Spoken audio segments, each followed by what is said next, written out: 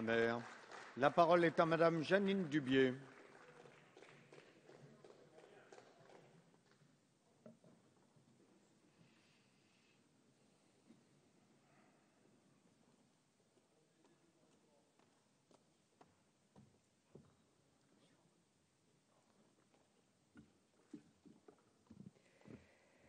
Monsieur le Président, Monsieur le Ministre, Mesdames et Messieurs les députés, chers collègues, nous sommes réunis cet après-midi pour adopter une résolution d'hommage à Aimé Césaire, ce poète engagé en politique, unanimement salué comme une des grandes consciences de la deuxième moitié du XXe siècle.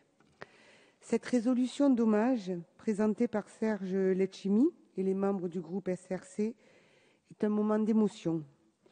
C'est avec enthousiasme et humilité que les députés du groupe RRDP souhaitent s'associer à cette proposition. Nous allons célébrer mercredi prochain, dans 2 jours, le centenaire de la naissance d'Aimé Césaire, le 26 juin 1913, à Basse-Pointe, en Martinique. Et quand je dis nous, je devrais peut-être dire le monde entier, car c'est le monde entier qui va célébrer ce centenaire comme un témoignage universel de la conscience universelle qu'il fut et qu'il porta. Cet anniversaire de naissance donnera lieu à des manifestations aux 4 coins du monde. À ce propos, il n'est pas vain de rappeler au passage que les écrits du poète comme les écrits politiques sont aujourd'hui étudiés au Japon, en Inde, en Afrique, aux États-Unis, en Amérique latine et aussi en Europe, parfois bien plus qu'en France.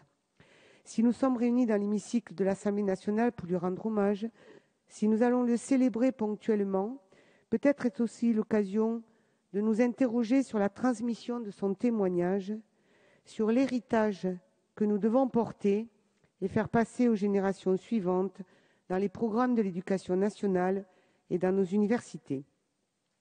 Les messages d'Aimé Césaire s'inscrivent dans un contexte particulier, d'abord celui du régime de la France collaborationniste, puis celui de la décolonisation. Même si nous ne devons pas relâcher nos efforts, le combat contre toutes les formes de racisme a emporté beaucoup de victoires depuis la fin de la Deuxième Guerre mondiale.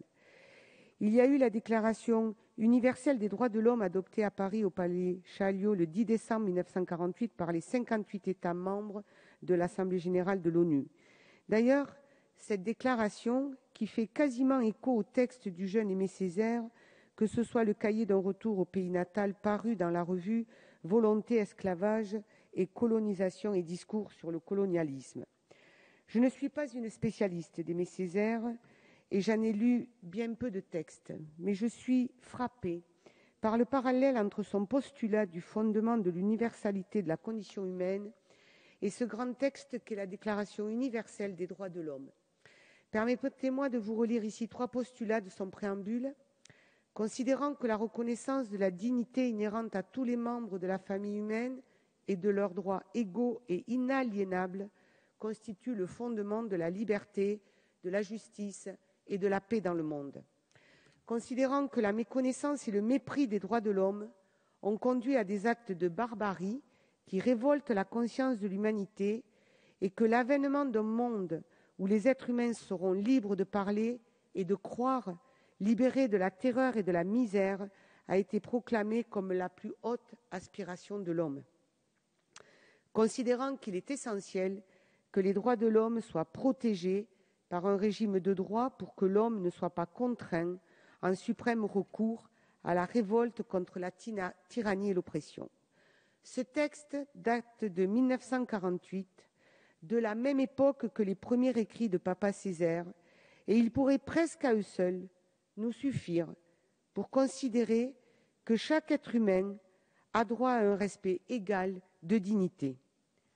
Pourtant, n'a-t-on pas encore entendu récemment que toutes les civilisations ne se valent pas, ou encore que les misérables candidats à l'émigration au péril de leur vie sur des embarcations de fortune devraient être renvoyés dans leurs bateaux? Nous le voyons, certains combats ne sont jamais définitivement gagnés. Chacune et chacun d'entre nous, nous devons lutter, et d'abord contre nous-mêmes, pour maintenir une vigilance sans faille et ne pas trébucher et tomber dans les amalgames, les stigmatisations, les préjugés d'infériorité des êtres humains qui sont issus d'une culture différente de la nôtre.